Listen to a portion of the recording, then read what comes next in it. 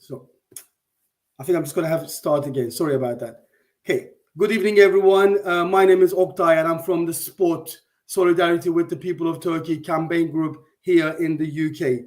Sport was established in 2013 after the 2013 Gezi Park uprising, and it was basically a campaign group which was set up by the UK political parties, campaign groups, and some of the biggest trade unions in Turkey, such as the National Education Union, which is the biggest education union in Europe, the RM2 union, which represents the railway workers, and the PCS, which represents the public sector workers.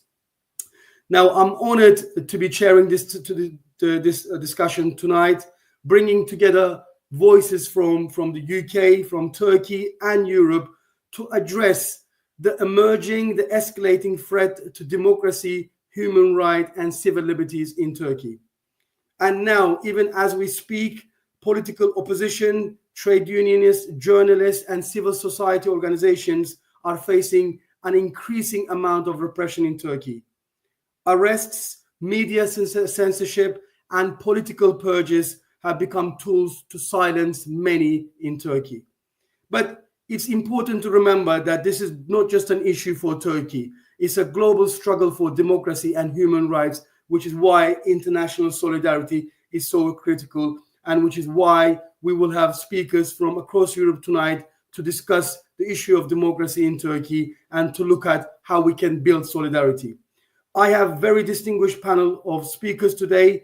I am not going to waste time trying to present all of them here one by one, but it's fair to say that we've got trade unionists, politicians, campaigners who will be joining tonight to make their contribution about building that solidarity, but more importantly, being part of that solidarity.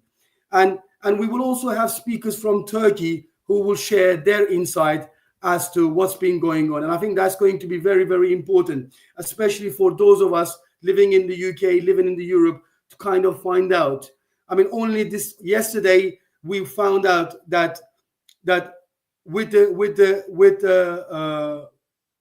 permission of the President Erdogan, Ekrem İmamoğlu, who is the biggest candidate for the presidential election, which may happen soon, he's with his degree being cancelled, and this morning we've heard the developments that he's being arrested and he's being questioned as we speak. So it's fair to say that the agenda in Turkey can change very quickly, and it's fair to say that what we discussed today could be old news within a couple of hours, which kind of then further raises the need for solidarity.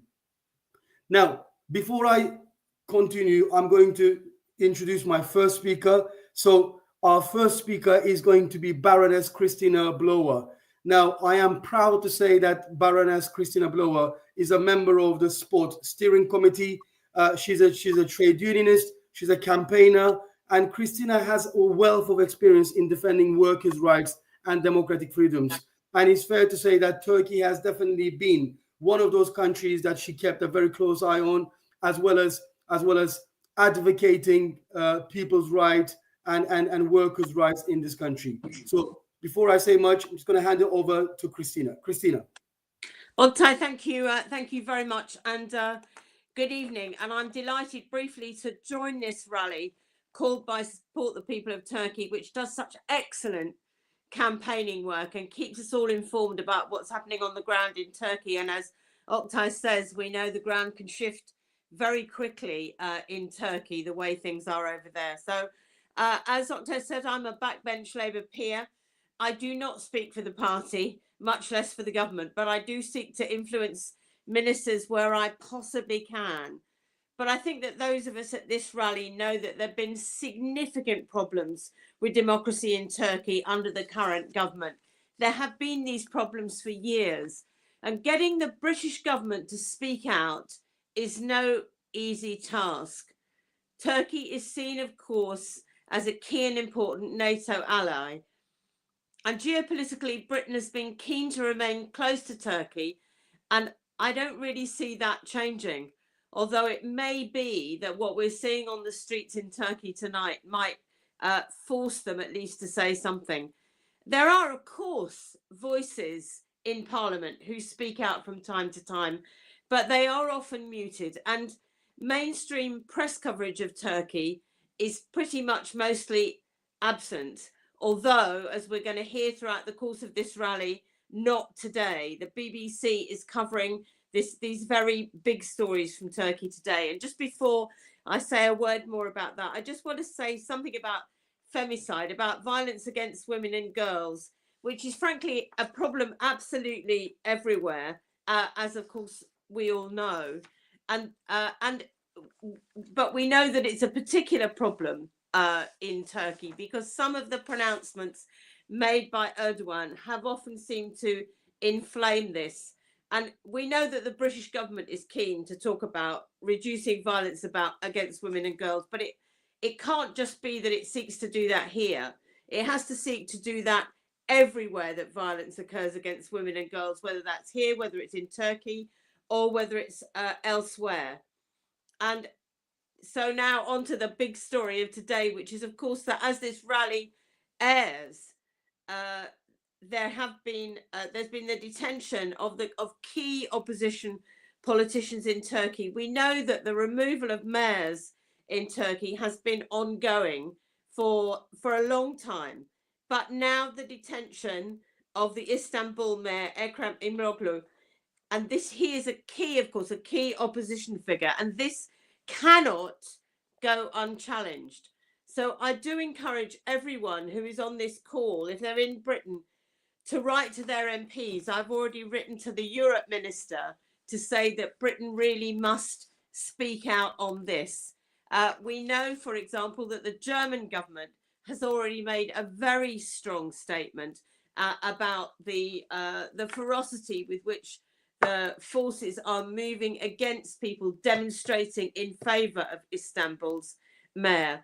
So it cannot be that Germany is the only European country speaking out. It must be that our own British government speaks out too.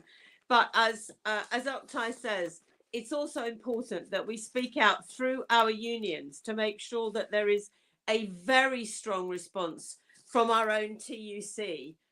Comrades and friends, wherever democracy is under attack, we must stand and call out what is happening on the ground. We must stand together for human and civil rights and for the rule of law. As internationalists and as campaigners, we stand by our brothers and sisters in Turkey, and we call for democracy to be observed. And of course, we call for the release and the reinstatement of those so completely and unreasonably detained. Thank you. Solidarity. Thank you, Christina. Thank you for that fantastic contribution. A very valid point about the UK government opening their eyes and saying something about the developments in Turkey. But I'm afraid they're kind of, at the moment, just playing the silence. And we hope through baronesses like you and from some of our other friends in the parliament that we will be able to get the voices of people of Turkey heard in the UK parliament. So thank you for that, Christina. Now, next up, we are going to get a speaker from Turkey. So we're going to get Kıvanç Elaçık. Kıvanç is the Director of International Relations at DISK, representing one of Turkey's most influential trade union federations. Kıvanç will shed light on the challenges faced by the workers and the unions under the current government. So over to you, Kıvanç. Thank you, Oktay. Dear comrades, sisters, brothers, I'm truly excited to be here at the Spot event tonight, surrounded by such important voices. I had initially prepared a speech on trade union rights violations in Turkey, discussing legal frameworks, historical struggles, and so. But today is a historical day for Turkey. Who wants to talk about boring legal texts when reality is unfolding at such dramatic speed? Let's talk about what's happening now. Turkey's political landscape shifts at lightning speed. Some says it's like an episode of Black Mirror. Others call it an Orwellian dystopia. And nothing has been predictable. And today, Istanbul Mayor Ekrem İmamoğlu, one of the strongest opposition figures against Erdogan, was arrested. The government is making every effort to block his candidacy for president. First, they tried to invalidate his diploma, and now they have arrested him just days before an opposition primary election this weekend. And this is not just repression, it's a direct challenge. Corruption cases have been fabricated against him. In local elections, opposition parties faced accusation of terrorism just for nominating Kurdish candidates, and Gezi Park case was reopened to arrest people. I assume many of you are following these events, but let me connect this to the workers' struggle. Democracy, freedom of speech, and right to vote are fundamental to trade union movements. But particularly this morning, when we woke up, we saw the news. İmamoğlu had been arrested. You know, workers wake up early, and before political parties had decided on strategy or planned a protest, workers had already taken action. The first protest of the day took place outside Şişli municipality, a district of Istanbul, where workers had been striking for a week over unpaid wages. When the mayor they had been protesting against was arrested alongside İmamoğlu, they did something extraordinary. They stood up for democracy. The workers demanding their wages, also defending democratic rights. That was the spark. By midday, protest had been spread across the city, across the country. Now, actually right now, tens of thousands are outside the town hall. While politicians hesitated, workers took the first step. Let's never forget this. Let's learn from the workers. The first reaction was from the workers, from the trade unions. Every year, the ITUC, International Trade Union Confederation, publishes its Global Rights Index, ranking the worst countries for labor rights. For years, Turkey has been the only European country in the top 10 worst offenders. Now, let's say we have a company, we have a partner, which is Belarus, but Turkey is among the worst 10 countries for labor rights. But Turkey is also an OECD member, a G20 economy, a NATO ally, an EU candidate country. But in Turkey, joining a union can get you fired. Collective bargaining right is severely restricted. The right to strike is almost non-existent, and union leaders are commonly arrested. So what does these mean in real life? Low wages, endless working hours, dangerous workplaces, and frequent occupational accidents. And we don't call them accidents anymore. Those are occupational murders. But there is a good news as well. Workers are fighting back. We keep demanding fair conditions. So every dismissals, every crackdown leads to a new wave of resistance. The fight goes on. Let's say under Erdogan's rule, many strikes have been banned for 2 decades. The government claims it's for national security or public health, but in reality, any strike can be stopped by a decree. But let me give you a good recent example. This year in the metal sector, you know, in every 2 years, the metal sector workers negotiate new contracts. When talks fail, they go on strike. But every time, the government bans their strike. But this year, 2,000 workers refused to back down. They continue their strike illegally. And many of them working in the multinational corporations for the foreign investments showed incredible resilience, and they won. They signed a very good contract. They receive a good pay raise. And this proves one thing. The best way to defend the right to strike is to go on strike. I know this is a discussion in the British labor movement as well, the violations about right to strike.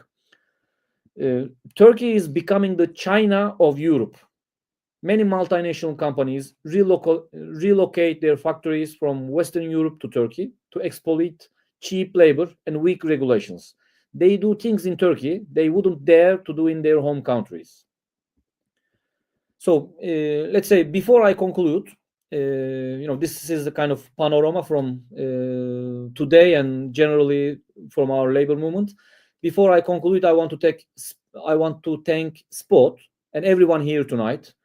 My message to Turkish and Kurdish migrant workers and trade unions in UK is keep the solidarity alive.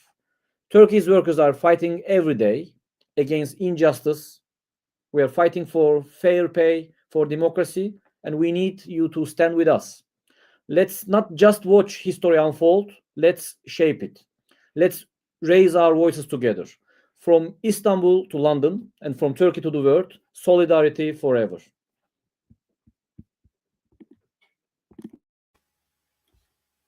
Kıvanç, thank you very much for that fantastic contribution and giving us a good background as to the workers' movement and what it is to mean to be a trade unions or try to be a worker who wants to join a trade union mean in Turkey. I think in countries like England and possibly in Germany, we take that for granted, but it's quite clearly is a struggle in Turkey, and we salute all of the trade union comrades and all of the workers who oppose that where they are.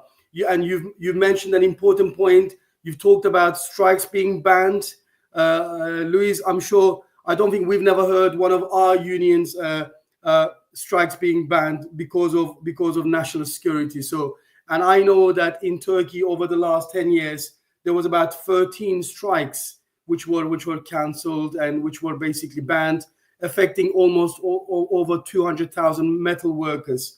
But also you made a very important point. And again, we take health and safety for granted in this country. And that's because some of our comrades in the past have put a struggle in the UK so that workers like myself and others can be safe in the workplace. But quite clearly, that is not the case in Turkey, with hundreds of thousands of workers losing their life. The figure I have over here, and please correct me wrong, Kıvanç, if I'm wrong, it says here in 2024, there was 1,897 workers who've lost their lives in workplace incidents in Turkey. So that is something definitely that the Turkish government and the state should be shameful.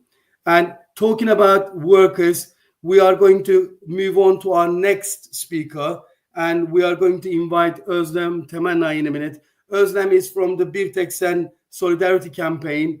And if you've been following sport, you would have seen the struggle and the arrest of Mehmet Türkmen, who was arrested for a made-up charge, but also the main accusation from the police and the government was that he was taking away the freedom of workers to work. I mean, as a trade union, that is your job. Your job is to stop work so that you can get your demands met, such as working conditions and pay. And to give us more insight to that and to give us further information to that, I'm just going to hand over to Özlem, who will give us all the details. Özlem. Thank you, everyone, and thank you, Spot, for organizing this important event. I think it is very meaningful to be here because when you think about Turkey, whether you are mayor of Istanbul, one of the biggest in Turkey, or whether you are a trade unionist or journalist, you can be arrested in a day. But it is very important if we take a big solidarity decision after this meeting. This solidarity decision can bring a big hope for Turkish and Kurdish nations in Turkey. I want to introduce myself. My name is Özlem Temenna. I am here as a volunteer consular for Birteksen. Birteksen is a trade union working to project workers' rights in Turkey. And I can say easily, trade union rights are under a serious threat in Turkey. The government and their local capital are working together. They are collaborating in order to attack workers' rights. They actively prevent workers from organizing and fighting for better life conditions and union rights. And you know, Antep is a city east of the Turkey, and Antep is known for its textile industry. And the companies in Antep generally works for international companies. These companies especially based in Europe, UK, and USA. This is very important. But the other hand, Antep is known for its bad and the worst working condition. Workers face often low wages, long working hours, and unsafe conditions. The government, acting at the behest of bosses, and often bans protests and strikes in order to control workers. These banks, uh, these bans make it almost impossible for unions Birteksan to defend workers' rights or union right. Turkey should not become another Bangladesh in terms of workers' exploitation. We are fighting to prevent workers from turning into the center of cheap labor with no rights. But a clear example of this repression was the arrest of Mehmet Türkmen. He is a trade union leader of Birteksan. We also know that Mehmet Türkmen started his life as a child worker, and Mehmet Türkmen spent his years as a worker in Antep, in Başpınar. Mehmet Türkmen, yes, he is a trade unionist leader, but he is also a friend of a lot of workers in Antep, in Başpınar. Every worker in Antep knows Mehmet and trusts him. This is very important because we know that Birteksan is a trade union founded by workers taking initiative. The arrest of the Mehmet Türkmen, this decision is not legal. This is a very political decision. The government wants to silence workers and wants to silence Mehmet because they know that Mehmet is fighting against a system that surrenders workers' exploitation. The Turkish government criminalized the trade union activism. Many trade union leaders and workers are threatened, lose their jobs, and even face prison sentence simply for organizing and struggling. This is a violation of fundamental human rights and international labor standard. Now, I am speaking is on behalf of Antep workers and Başpınar workers and Mehmet Türkmen. We call on UK parliaments and European parliaments and activists and trade union leaders stand in solidarity with Turkish and Kurdish workers and Birteksan. International pressure can help the project union leaders like Mehmet Türkmen and stop further repression.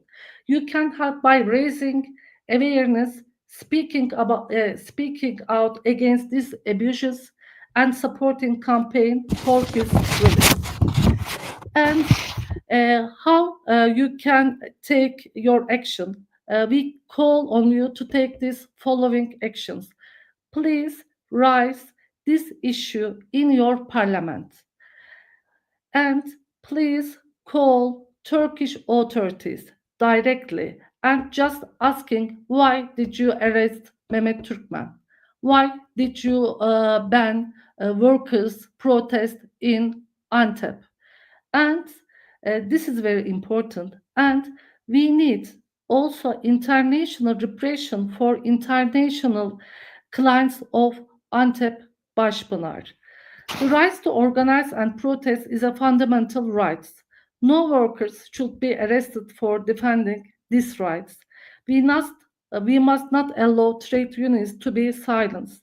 And thank you for listening. And I hope we can work together to support workers in Turkey. Thank you very much for that detailed information, Özlem, about the struggle of the Başpınar workers, but as well as the trade union is also Mehmet Türkmen, and you can definitely count on the solidarity and the support here in the UK, and we've some of the work we've done in terms of raising Mehmet's case was we have asked the Trade Union Congress here in the UK to put a statement and also to write to their affiliates in Turkey. And I know they've also written to Turkish representatives such as the embassy and the consulate here to raise their concerns. But we know the work doesn't end there, and we know that we must continue further solidarity until Mehmet is released and until the Başpınar workers have won their rights to better pay and better working conditions. Now, I hope the first couple of speakers have given you an insight as to what's happening in Turkey. We did have one more speaker, Sevda Karaca, one of the MPs in Turkey, who was due to be with us. But I'm afraid after the arrest of Ekrem İmamoğlu today, there's been protests and rallies all over Istanbul, and she's currently trapped in the attacks to ODTÜ University in Istanbul, and she sent her apologies, and she won't be joining us now. So we are going to carry on, but before one thing to mention before we continue, we've got Jeremy here who just joined us. So welcome, Jeremy. Thank you for joining us. Okay. Can I just, those of you who are watching us either from the X/Twitter, from Facebook, from YouTube, if you have any questions for our panelists, please put them on the comment section, and we'll go through those at the end. What I'm going to do now is we're going to start going through some of our speakers in Europe, in UK and in Germany, and I'm going to first invite Özlem Alev Demirel to say a few words. Özlem is a member of the European Parliament, representing the left in the European Parliament. Özlem has been actively raising concerns about the democratic backsliding in Turkey and advocating and trying to put pressure on EU to take action. So over to you, Özlem Demirel. Yes, thank you, Oktay, for inviting me to this very important event. Even in this day where Ekrem İmamoğlu, as a mayor of Istanbul, is arrested, it's very, very important that we as the progressive people, we as the Democrats from Europe, also including Great Britain not being anymore a member of the European Union, have to give clear messages to take actions against this politics of the government of Turkey.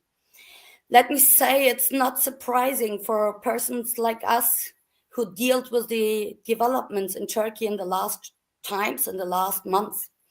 It was clear that the regime, that the government will make more pressure on the opposition. It was very clear. They started, like Kıvanç mentioned before a few minutes, with the trade unions. They did it with the Kurdish mayors in the Kurdish regions. They did it all the time. Even when Erdogan said after the last local elections that he will go more and more to a more democratic way of governing Turkey, it's not the truth. And let me say that the European Commission's President von der Leyen has today mentioned that she is in deepest concerns about this developments. But mentioning to be in deepest concerns are not enough. They are not enough because we all know that the EU and also the German government are clearly silent against human rights violations in Turkey in the last few months. And this has some reasons why they are silent like they are. We all know that Madame von der Leyen was in Turkey before 1 or 2 months after the regime change in Syria. She talked with President Erdogan. She didn't mention with any word the human rights violations in Turkey. She didn't mention it. She didn't do it because the European Union, the German government is willing to send back refugees to Turkey, to Syria.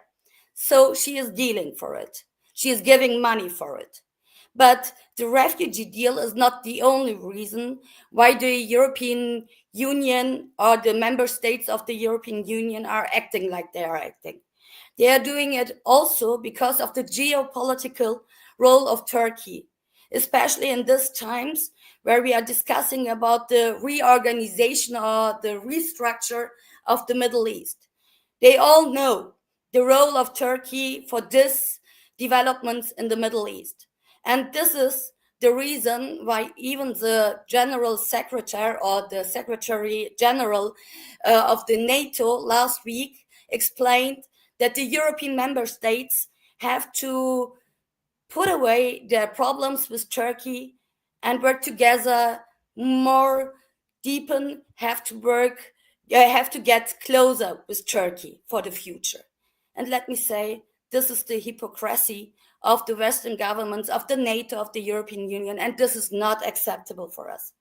The European Union is quite silent, or was quite silent, on the last developments in Turkey, and this opens the door, and this speeches from Rutte to von der Leyen opens the door to the Erdogan government to arrest today one of the biggest opposition leaders in Turkey, the Social Democrat mayor in Istanbul. And this is not acceptable, and we have to say it. And like Kıvanç also mentioned in the beginning, it's not also just because of the geopolitical role of Turkey why they are acting like they are acting. They are also doing it because they want to have closer relationships, not just politically, also in the case of trade. And the European Union wants to use the natural resources, for example, of Turkey and the green energy. And they are working on getting closer on these issues. They want to use the market of Turkey, which is a very young market and which is also giving European companies the opportunity to have cheaper productions possibilities. And this is also not acceptable. In the times of the big competition of the big players in the world, the European Union is not putting anymore the values of human rights, the rule of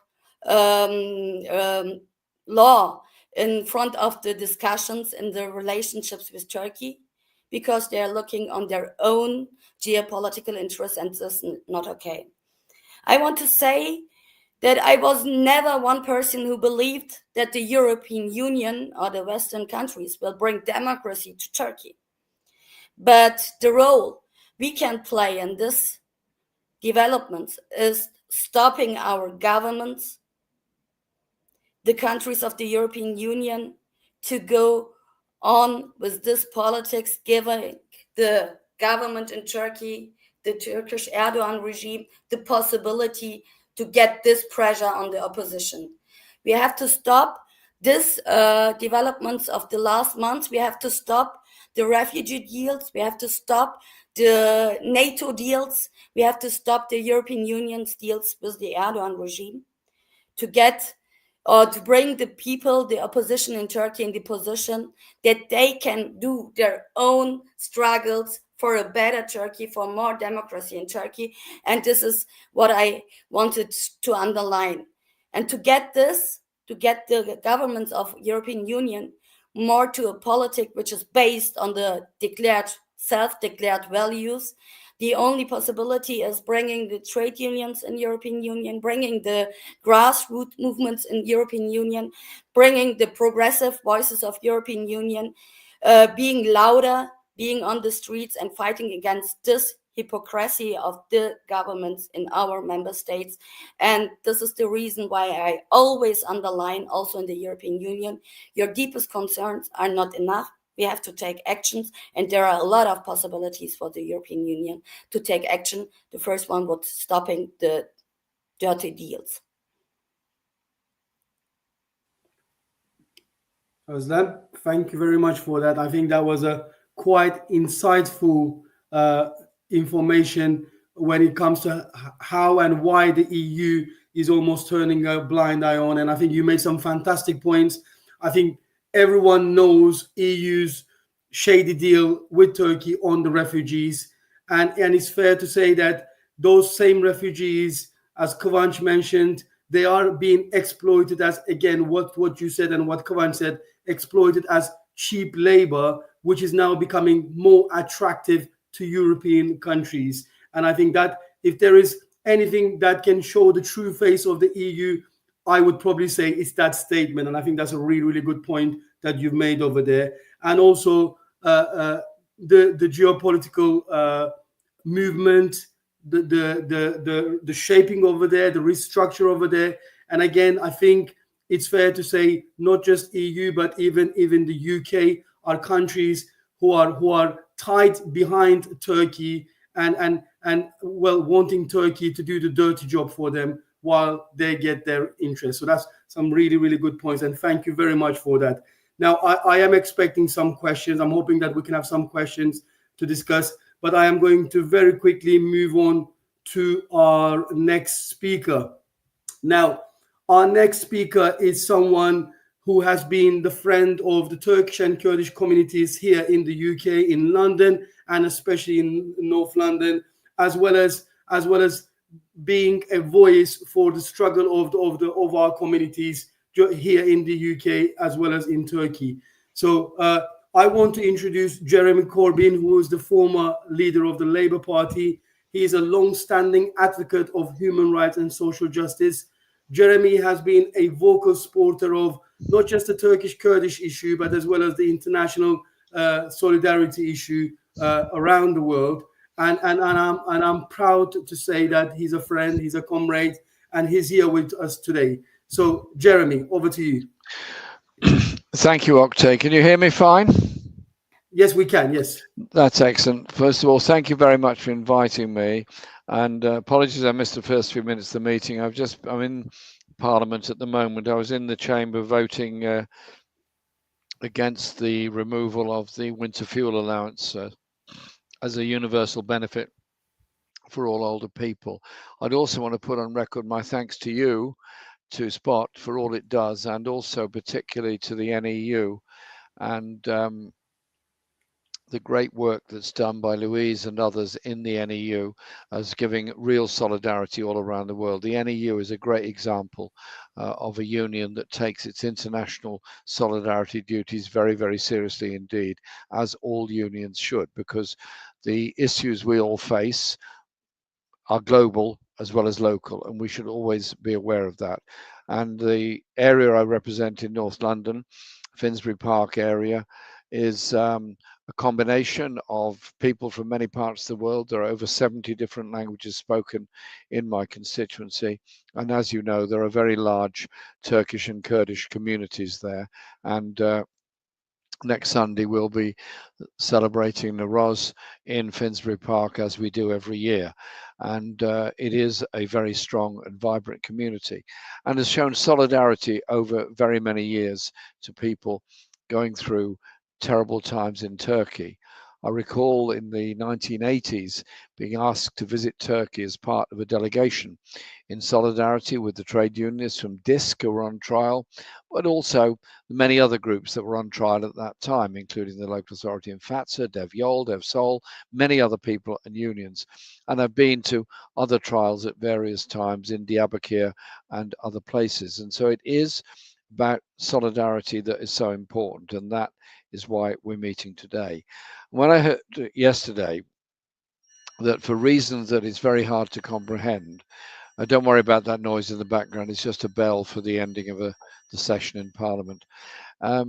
The removal of the degree from a candidate who possibly could become the president of Turkey in order to deny them a place on the ballot paper is utterly extraordinary.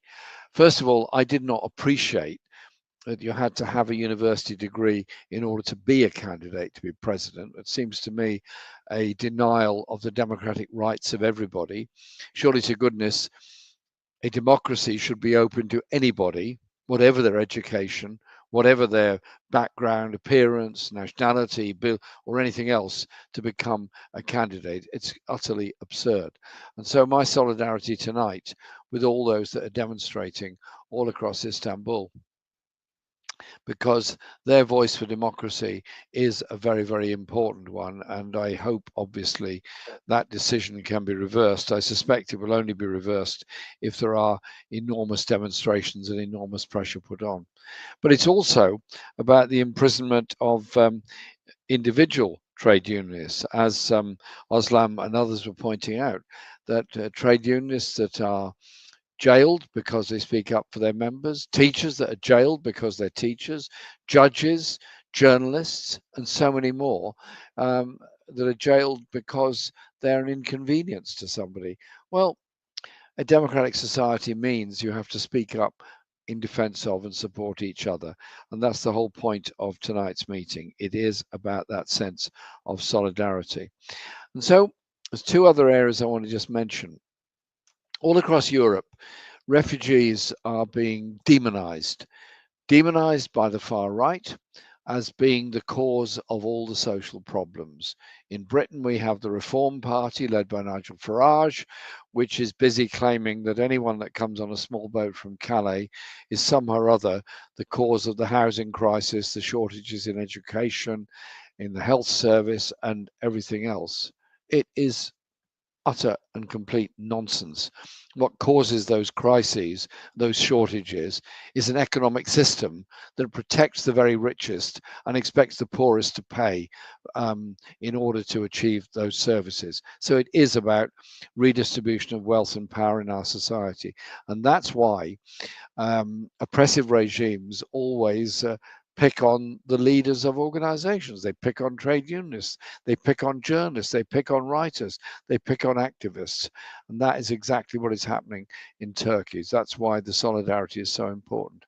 And I want to say a big thank you to Daimler for their work, the unity they bring to it, and the wonderful annual festival they hold in Clissold Park in North London, which brings together all of these issues and all of these causes in a very inclusive way. Because in Britain, like in much of Europe, there's a shift to the right in politics with the growth of reform, with the growth of the AfD in Germany, with et cetera, et cetera. You know the story all across Europe. All of them have a similar refrain. Refugees are the cause of all our problems. Let's sort them out and all will be well. Well, we had today the British Prime Minister telling us in terms in Parliament that a short time into his government, it's only just over 6 months, the increase in defence expenditure is, in his view, sustainable. £13 billion a year more over the next 5 years on arms expenditure. That the need to save money on benefits is the correct and moral thing to do. And that the Secretary of State on Welfare on Monday confirmed that £5 billion has been taken off the budget to pay people through a system called personal independence payments, which is there to ensure that those with disabilities and other needs are able to get the help they deserve. A lot of them are not going to get that help. So what we have is a government that is spending more money on arms, spending less money on welfare support, and blaming refugees by announcing very proudly that his government had deported more people than any other government in recent memory. Well, I don't think that's a record to be proud of. I think it's a record that has to be challenged. And so it does mean that radical voices in the unions, in the political parties, in the communities have got to be coming together, not just in my country here, but in France, in Germany, in Spain, in Turkey, and elsewhere. And it's always been my pleasure to work with good friends and good comrades in Turkey, in the Kurdish community, as well as the Turkish community and the trade unions, but also when I was a member of the Council of Europe to work with them as well on exposing issues of human rights abuses across Turkey. So our meeting tonight is about a message of support and solidarity. Solidarity comes from expressions of solidarity, but also from demanding and achieving political change in our own societies. And that's why many of us in the independent group of MPs and independent groups all over the country are increasingly working very closely together to ensure that that coherent left alternative voice becomes louder and louder and more effective and more powerful. That is the solidarity that we offer, as well as the determination to make our governments and our society show real solidarity for the people in Turkey that are going through human rights abuses. So tonight is a message of solidarity from all across Europe to our friends in Turkey. Thank you very much. Thank you, Jeremy. Thank you for that fantastic contribution. But before I let you go, I'm just going to mention something. Maybe I should have mentioned this before. I know you are also a passionate campaigner when it comes to the right of the Palestinian people. And we've seen something in Turkey. We've seen Erdogan, who have not said anything over the last 2 days of the murdering of the 400 plus Palestinians. And it's also a fact that Turkey's trade with Israel over this period has increased. As someone who's a campaigner on the Palestinian issue, do you want to say a few words on that, Jeremy? Oktay, thank you very much. Yes, I do. And I'm grateful to you for mentioning that. We've now had 25 national demonstrations in support of the Palestinian people in London. I've been on all of them and I've spoken at all of them, and I will continue going to all of our national demonstrations and speaking out. And on Monday, once again, I raised the issue in Parliament on the back of the G7 summit about the breaches of international law by Israel through the International Criminal Court, the International Court of Justice, and the Geneva Convention, the fourth Geneva Convention on the responsibilities of occupying powers. And in reply to me, David Lammy, the Foreign Secretary, actually made a very interesting admission that Britain recognized that there was a breach of international law, that what was going on in Gaza was indeed a war crime. The following morning, the Foreign Office tried to pretend that David Lammy had never really said this, and this isn't what he meant, but he did. It's there on the record in Parliament. So we're continuing those demands. And then overnight, this absolutely abominable news of what happened. 2 nights ago, 400 people were killed in Gaza. And Netanyahu announced the ceasefire is over. From now on, we'll negotiate whilst firing at the same time. And so, on top of destroying so many of the homes and roads and schools and hospitals and every other facility in Gaza, they now propose to bomb the rubble remains all across the Gaza Strip. Why? To drive the Palestinian people out of Gaza into the Sinai, or to force a North African country, they're after Sudan at the moment, could be anybody, to try and get them to house a couple of million Palestinian people so that Israel can take over Gaza. Well, the Palestinian people are saying no, they're refusing to go. And to their credit, all of the countries in North Africa have so far also said no. And so the solidarity is essential. But that solidarity comes in a number of ways. One is the legal actions that are being taken, of course.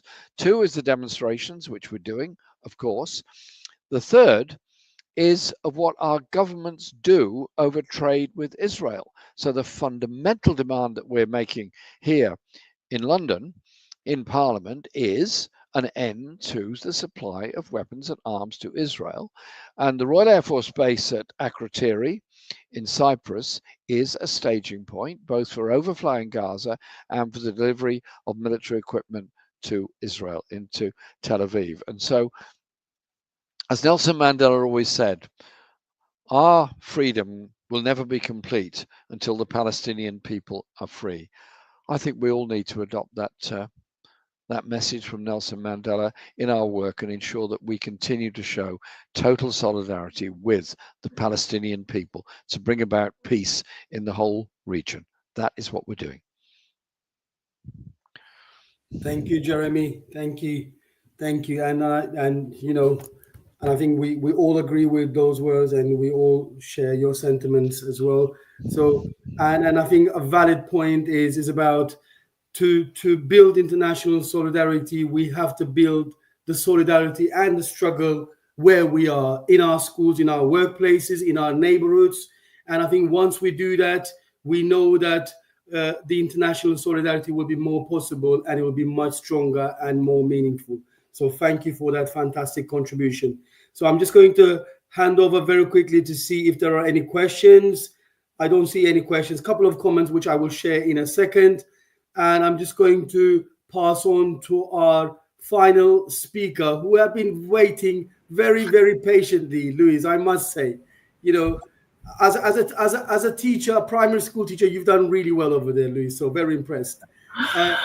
So next up, guys, we have Louise Regan. She is the National Executive Committee member from the National Education Union. And for those of you who don't know National Education Union is the biggest education union in Europe. And again, when it comes to international solidarity, when it comes to trade unionists promoting international solidarity, here in the UK, we know NU comes at the forefront of that. And it's not just by the words, it's through the actions as well. And I'm proud to say, as a member of the NEU, and also as a member of one of the members of the International Solidarity Committee, that it basically puts in the action to promote struggles in Turkey, in Palestine, in Cuba, and many other parts around the world. And Louise Regan, and she is kind of almost a symbol of that. She is a passionate campaigner for workers' rights and democracy, and she brings lots of her experience and lots of our connections to sport. And she helped us establish sport as a solidarity campaign group, but continuing to support us in building into a mass solidarity movement. So over to you, Louise, and thank you for all your contributions. No problem. Thanks, Oktay. And it's great to be here. Thank you to all of the people that have spoken. It's been a very powerful evening. Thank you to Jeremy for giving up time. I know how busy you are, but it is really important that we hear from our progressive members in Parliament who are speaking out for justice. And thank you for everything you continue to do to support the people of Palestine. It's very important for us here in the UK to have people in Parliament that continue to do that. I think just on one of the things that Jeremy said, you know, it's very interesting that here in the UK, we always seem to have money to kill people, but we don't have money to care for people. And I think that, you know, that is a real concern for us here. The attacks that there have been over the past few months on those people that need it most in our country have been very significant. But, you know, we are constantly told there isn't money, but as soon as we need money for bombs or war, our government seem to be able to find it. And I think we have to keep fighting within the trade union movement for a much more progressive system, which is a system which cares for people rather than wants to hurt people. As Oktay has said, I am a member of the National Education Union Executive. I'm a primary teacher, but I'm also the chair of our international committee. And I think our international work is central to everything that we do within our union. But I'm also very proud to be and have been a member of the Solidarity with People of Turkey Committee since it was established. And as Oktay said, this was established in 2013. But we have continued to work and to organise and to raise awareness here in the UK about the situation in Turkey, because we think that that is really, really important. We know, and we have heard from our Turkish speakers actually, that the attacks on democracy have not only continued, but they have actually escalated over the last few months. And as Kıvanç noted, Turkey has been on the ITU Global Rights Index rankings as one of the 10 worst countries for workers' rights for many years now. And I often speak about this when I go out and speak about the situation for trade unionists globally. Poor working conditions, violations of the right to strike, and also collective bargaining, all rights that we here in the UK take for granted, but we know that many of our trade union partners globally do not have those rights, and our job is to keep speaking out about that. As trade unionists here, we know that our job is to escalate and to take up our global trade union partners' rights. No workers can be free until all workers are free. Our job is to join that international global struggle, and we have to continue to do that on a much wider scale, and to engage with our trade union partners here in the UK, but also actually across the world. Particularly in Europe, but also more widely. We in Spot have continued to build our movement in the UK. We've engaged with lots of our trade union partners. We have very good engagement amongst our trade union partners and also with our trade union Congress. But we need to do more. You know, we need to escalate the voices more. We need to build our solidarity movement more. We need to continue to build across the European struggle. The NEU continues to work with Eğitim Sen, our trade union partner in Turkey, and we know the attacks that they have faced. We've heard from some of you and also from Jeremy about the attacks on trade unionists, about the fact that their offices are raided, they're not allowed to do their job, they're not allowed to defend workers. And we have to continue to raise that and to build on what we have done. I think it is important, and I'm aware that time is tight, but I think it's really important for all of us that are here tonight to think about what can we do in our trade union? What more can we do to raise awareness? So the first thing I think that our trade unionists here listening tonight need to be doing is to raise awareness about solidarity with the people of Turkey. Ask your trade union branch to affiliate. Ask them to have somebody to come along and speak about the work that we are doing and talk about what is happening for trade unionists in Turkey. But also, I think we need to raise awareness at a national level. We should all be taking this to our national trade unions, asking them to affiliate to Spot, asking them to get somebody along to speak, have trade union have stalls from Spot at our trade union conferences, invite speakers to come along and speak, and Spot is more than happy to encourage and to bring along speakers from Turkey to talk about the situation on the ground. I think tonight, hearing from our speakers in Turkey has been really important, raising awareness about the actual situation on the ground. And I think all of us need to take that up and think about what we can do.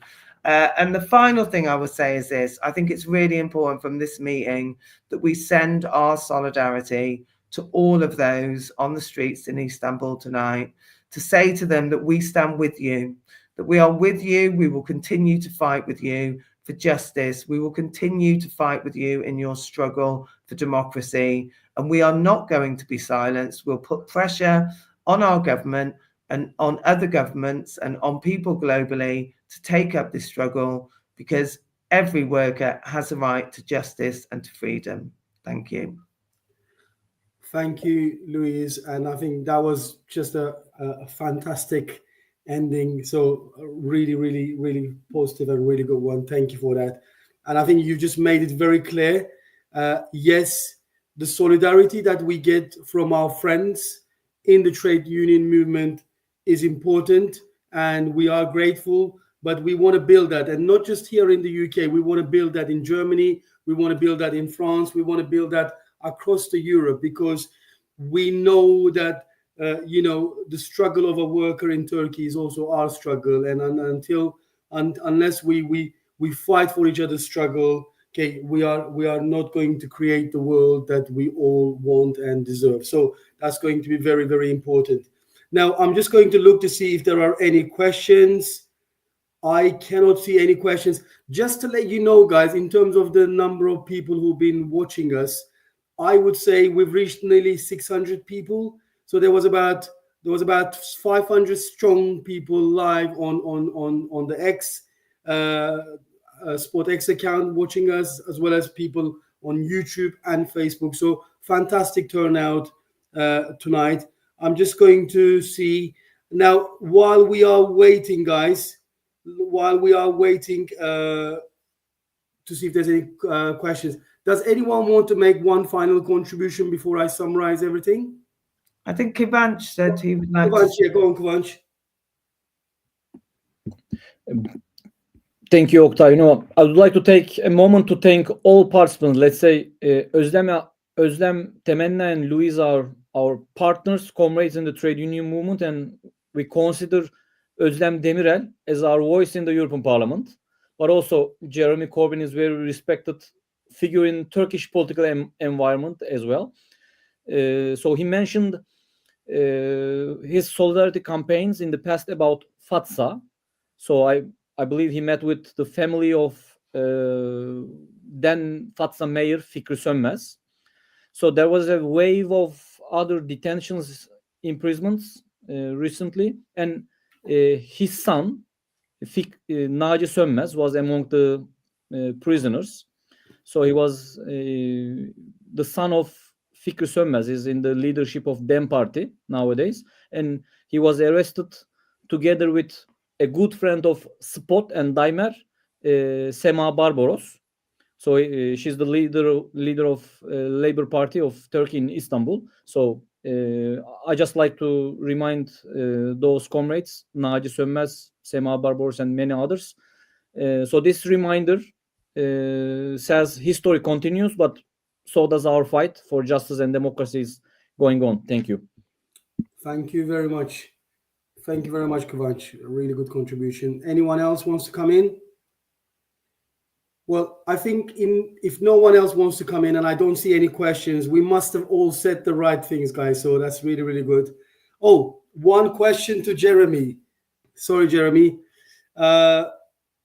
It must be quick because I've just had a message from my next meeting to hurry up. Yeah, he says here, well, this is not a question directly linked to this meeting, but we'll mention it anyway. My question is to Jeremy.